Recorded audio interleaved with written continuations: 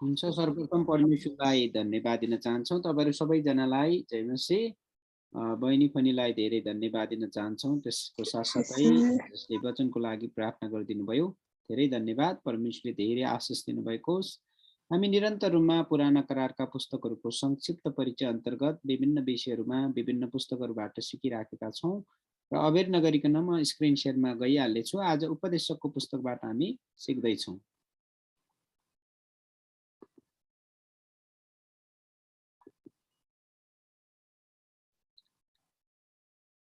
आज हामीले सिक्न लागिराखेको महत्त्वपूर्ण विषय तपाईँले स्क्रिनमा देखिसक्नु भएको छ, श्रेष्ठ गीतको पुस्तकको संक्षिप्त परिचय। र विशेष गरी यो पुस्तकको शीर्षक उपदेश के अरे श्रेष्ठ गीत 1को 1मा प्रयोग गरिएको शब्दको आधारमा श्रेष्ठ गीत राखिएको छ। सोलोमनका गीतहरूलाई गीतहरूको गीत वा श्रेष्ठ गीत भनिएको छ। यसको अर्थ तपाईँले स्पष्ट बुझिसक्नु भएको छ। राजा सोलोमनले लेखेको यो श्रेष्ठ गीतको बारेमा, नामको बारेमा श्रेष्ठ गीत 1को 1मा हामीले त्यो कुराहरू स्पष्ट पाउँछौँ। र सामान्यतया पवित्र आत्माको प्रेरणाले लेखिए तापनि सोलोमनले यो श्रेष्ठ गीत 1को 1 अनि 5 पद 3को 7 पद अनुसार यो पुस्तकको नाम लेखिएको अनि यसको लेखक चाहिँ सोलोमन नै हुन् भन्ने कुराको हामी प्रमाण पाउँछौँ। र ईसा पूर्व करिब 935 तिर 65 तिर लेखिएको थियो भन्ने कुरा पनि हामी पाउँछौँ। र सिम्पल साधारणतया तपाईँले मैले बुझ्नुपर्ने कुरा चाहिँ यो पुस्तकमा भएका पाठकहरू अनिश्चित छन्, तर विशेष गरी दुलहा दुलहीको बारेमा लेखिएको हो। र यो पुस्तकमा मानवीय विवाह र प्रेमलाई प्रकट गर्न, विवाह भइसकेकाहरूका लागि र विवाह गर्न बाँकी भएकाहरूका लागि पनि यो पुस्तकमा एकदमै महत्त्वपूर्ण कुराहरू छ। आलङ्कारिक र मात्रै भएको छ, रि भएको छैन। आलङ्कारिक रूपमा इजरायलप्रति परमेश्वरको प्रेम तथा मण्डलीप्रति येशूको प्रेम प्रकट गर्न, यो महत्त्वपूर्ण कुरा। त्योभन्दा माथि मानवीय विवाह र प्रेमलाई प्रकट गर्न, विशेष गरी मानवीय जीवनमा हुने विवाह मैले पहिला पनि तपाईँहरूको बिचमा सिकाइसकेको छु। विवाह मानव जीवनमा एकचोटि हुन्छ, यो मृत्युसम्मको यात्रा हो, यो करारमा सम्पन्न हुन्छ, यो पवित्रतामा सम्पन्न हुन्छ।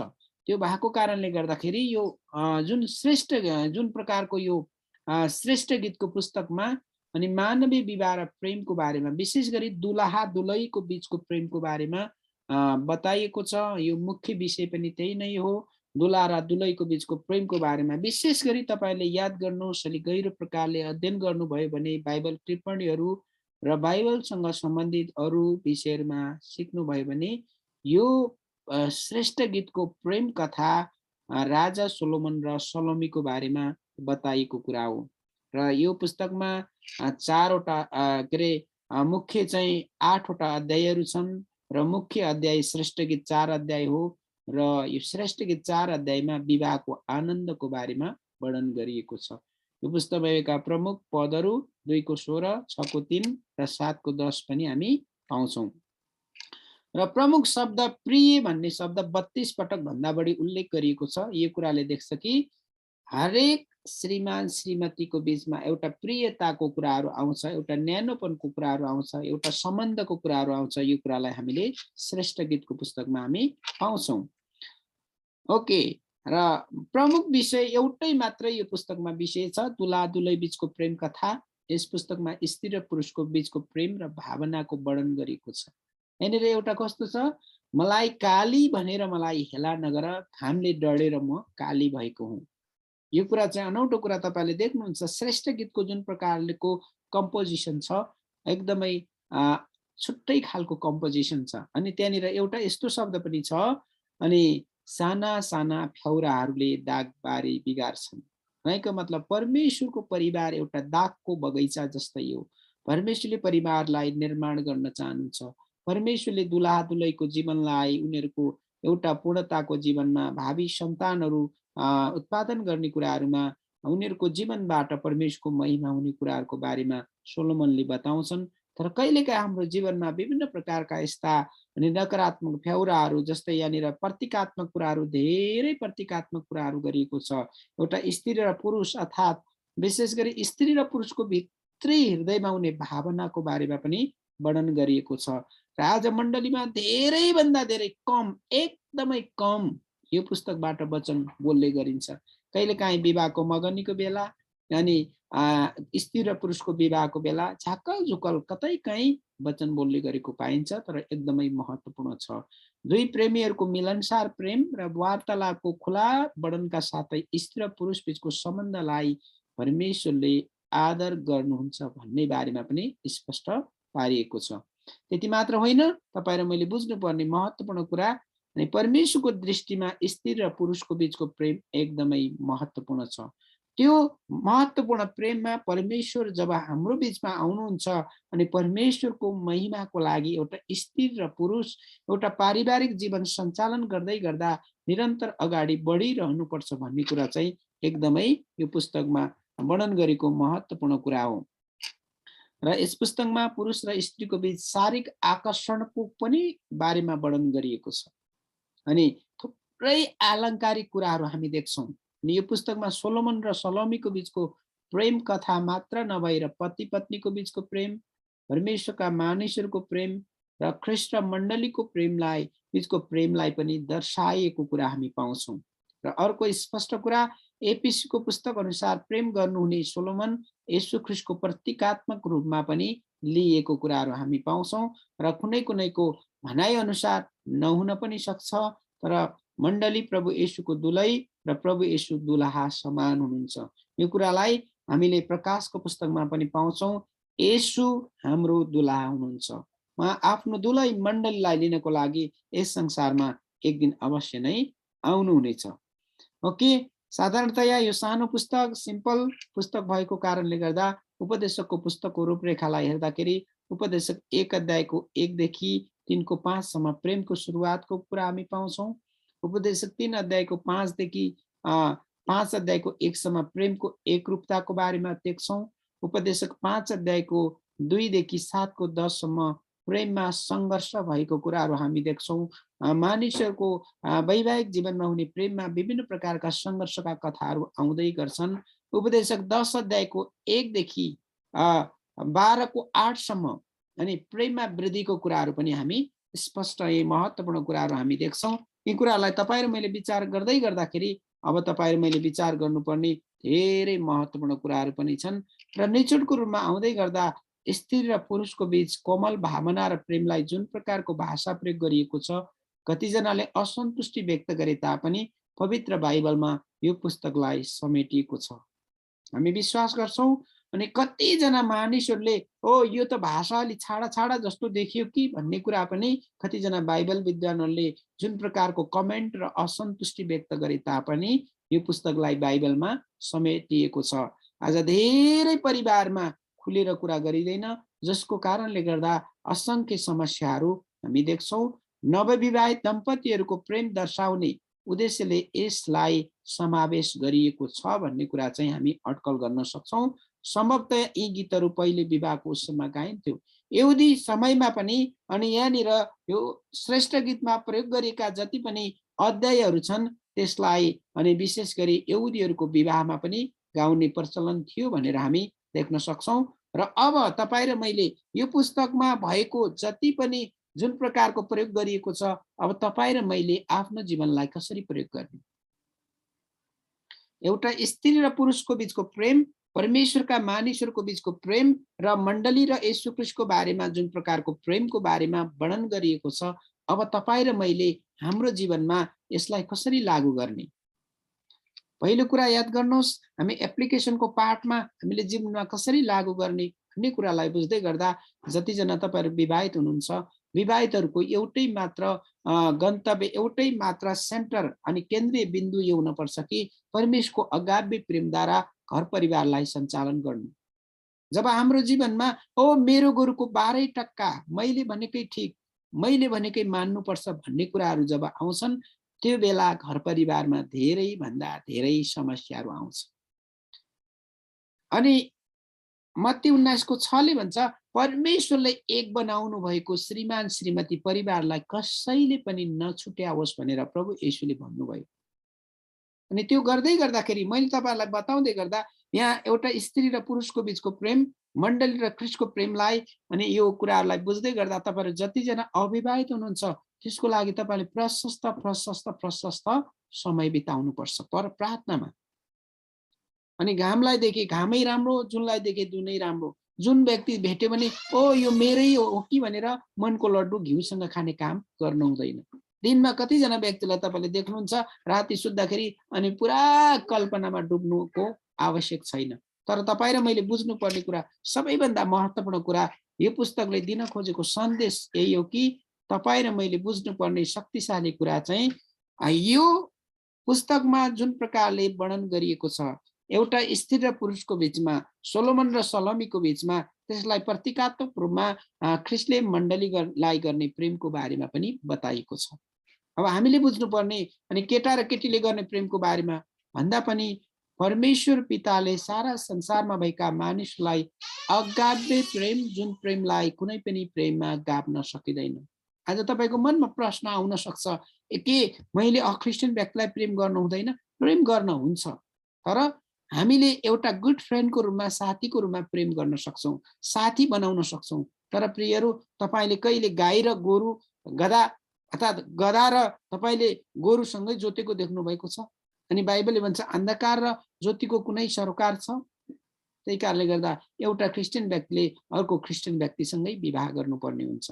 यो जुन पुस्तकमा समावेश गरिएको, प्रस्तुत गरिएको कुरा छ मण्डली र ख्रीष्टको बारेमा आउँदै गर्दाखेरि तपाईहरु आज धेरै मानिसले ओ के फरक पर्छ र एउटा आत्मा बाँच्छ नि, विवाह गर्दा फरक पर्दैन भनेर यदि मान्दै हुनुहुन्छ भने यु आर इन, के भन्छ, तपाईं गलत बाटोमा, तपाईहरु खराब बाटोमा हुनुहुन्छ।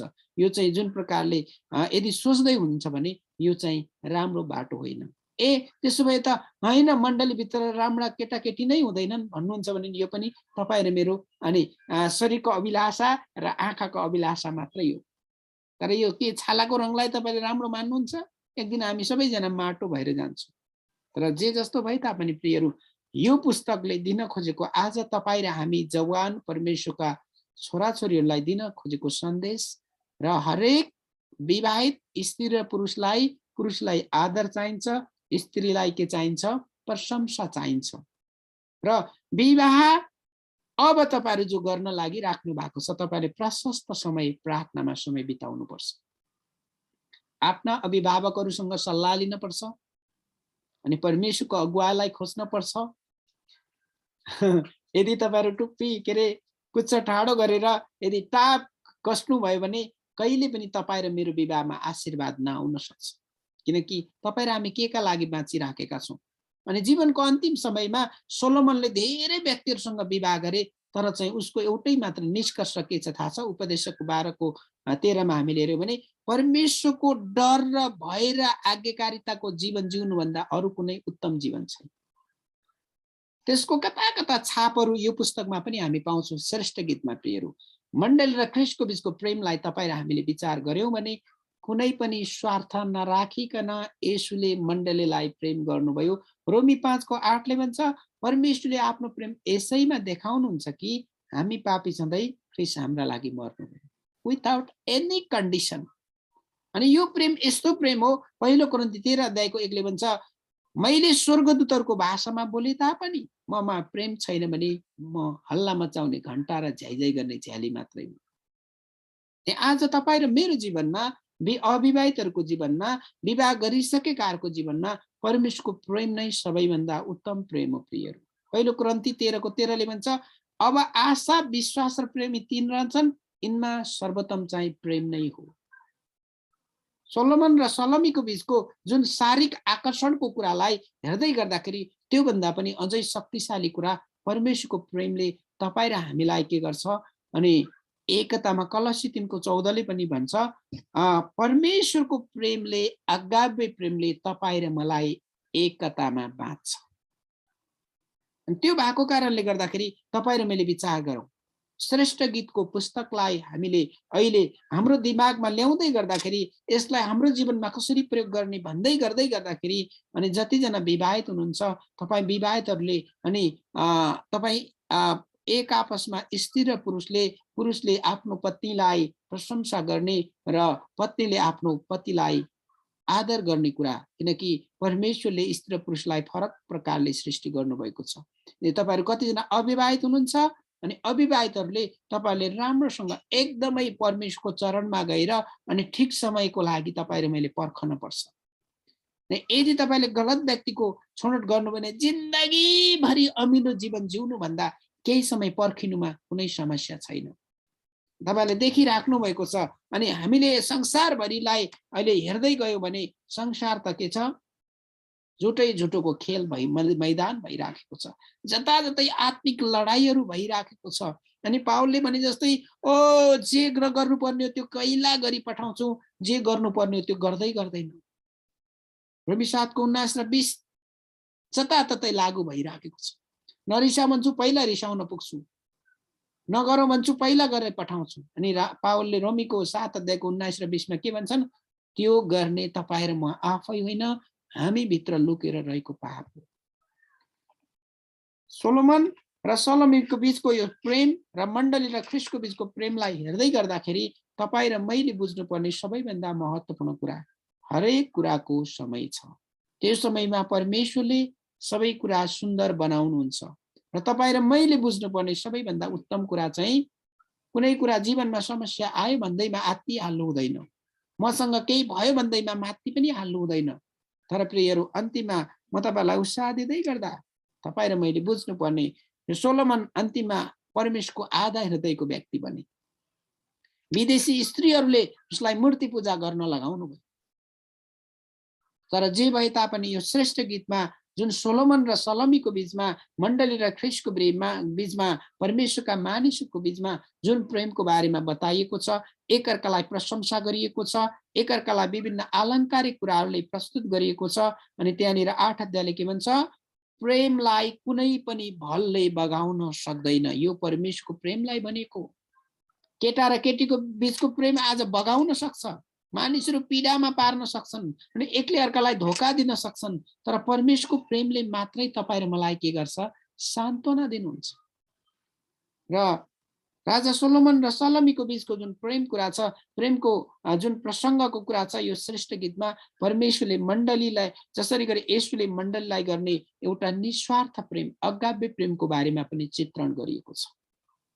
कुनै व्यक्तिले भनेका छन्, यदि तपाईं र मैले मानिसहरूका गल्तीहरूलाई केलाउने हो भने संसारमा एकजनालाई पनि हामीले प्रेम गर्न सक्दैनौँ। सबैजना गल्ती भुल गर्ने, अधर्म गर्नेहरू नै छन्। तर येशू मात्रै सिद्ध हुनुहुन्छ। तर परमेश्वरको प्रेमको बारेमा मदर टेरेसाले भनेकी छिन्, प्रेम सबैले टिप्न सक्ने सदाबहार फूल हो। बुझ्दै हुनुहुन्छ? परमेश्वरको प्रेमलाई सबैले टिप्न सक्छन्। तर के अनुभव गर्छौं हामी? के तपाईं र मैले अनुभव गरिराखेका छौं? आज पनि म सिकाउँदै थियो बाइबल कलेजका भाइ बहिनीहरूलाई, के परमेश्वरको उपस्थितिलाई तपाईले अनुभव गर्नु भएको छ? तपाईको हातमा सुन्तला छ, सुन्तलाको बारेमा ज्ञान भएर हुँदैन। तर सुन्तलाको बारेमा अनुभव गर्नको लागि त्यसलाई चाहिँ के गर्न पर्यो, खान पर्यो, स्वाद लिन पर्यो। आज तपाईहरु जतिजना यहाँनिर हुनुहुन्छ, कतिजना अविवाहित हुनुहुन्छ, कतिजना विवाहित हुनुहुन्छ, के आज तपाईले परमेश्वरको प्रेमलाई अनुभव गर्नु भएको छ? तपाईसँग परमेश्वर हुनुहुन्छ भन्ने कुराको के अनुभव गर्नु भएको छ? र आज जसरी ख्रीष्टले मण्डलीलाई गर्ने जुन प्रेम छ, यो प्रेमको कुनै पनि सीमा छैन प्रियहरू। त्यही कारणले गर्दाखेरि तपाईं र हामी यही कुराको लागि परौं, जसरी मण्डलीलाई येशू ख्रीष्टले निस्वार्थ प्रेम गर्नुभयो, त्यसै गरी आज हामीमा कुनै पनि कुरा शर्त नराखिकन हाम्रो परिवारमा भएका सदस्यहरू, हाम्रा मण्डलीका मानिसहरू, त्यसको साथसाथै तपाईहरु विवाहित हुनुहुन्छ भने तपाईं श्रीमान श्रीमतीसँग कुनै पनि कन्डिसन शर्त नराखिकन प्रार्थना सहित एकअर्कालाई प्रेम र आदर गर्न सिक्न पर्छ। हामी परमेश्वरलाई धेरै धन्यवाद दिन चाहन्छौँ। सबै कुराको लागि परमेश्वरलाई महिमा भएको होस्। र अन्त्यमा नेचरको रूपमा विभिन्न प्रकारको दृष्टिकोण हाम्रो जीवनमा भए तापनि परमेश्वरले तपाईं र मलाई निस्वार्थ प्रेम गर्नुहुन्छ। परमेश्वरको प्रेमलाई हामी अनुभव गर्दै अगाडि बढ्न सकौं। किनकि एउटा मनोविज्ञानले के भन्छ, यस संसारमा कुनै पनि व्यक्ति कुनै न कुनै व्यक्तिको प्रेमको कारणले बाँचिरहेको हुन्छ। छोराछोरीको प्रेमको कारणले, श्रीमान श्रीमतीको प्रेमको कारणले गर्दाखेरि धेरै तपाईँहरू अविवाहित हुनुहुन्छ, तपाईँको लागि अनि दाजुभाइ दिदीबहिनीहरू एक आपसमा नजिक हुनुहुन्छ, एकले अर्कालाई वास्ता र रेखदेख र वास्ता गर्दै हुनुहुन्छ भने तपाईँलाई ती मानिसहरूले प्रेम गरिराखेको तपाईँले अनुभव गर्नुहुन्छ। त्यसै गरी आज तपाईँ र मलाई परमेश्वरले प्रेम गरिराख्नु भएको छ भन्ने कुराको अनुभव गर्न सकौँ, यही नै मेरो प्रार्थना र कामना छ। आउनुहोस् हामी प्रार्थना गरौँ। प्रभु येशूमै विशेष गरी धन्यवाद दिन्छौँ। श्री राजा सोलोमनले एउटा स्त्री र पुरुषको बीचको प्रेमको बारेमा, यद्यपि आफ्नै बारेमा र सलोमीको बारेमा जुन प्रकारले श्रेष्ठ गीतमा प्रष्ट पारेका छन्, त्यसै गरी हे प्रभु हामी प्रार्थना गर्छौँ आज तपाईँ प्रभुले मण्डलीलाई निस्वार्थ प्रकारले प्रेम गर्नुहुन्छ। हामी तपाईँ परमेश्वरलाई धेरै धन्यवाद चढाउँदछौँ। तपाईँको वचन अनुसार न शक्ति नबल तपाईँ प्रभुको आत्माले सहायता र मद्दत गर्नुहोस्। धन्यवाद दिन्छु सबै कुराको लागि येशू प्रभुको नाउँमा, आमेन। हुन्छ, तपाईँहरू सबैजनालाई जय मसीह। बाँकी समय प्रभुको छोरी सञ्चालिकाले लिनुहुनेछ।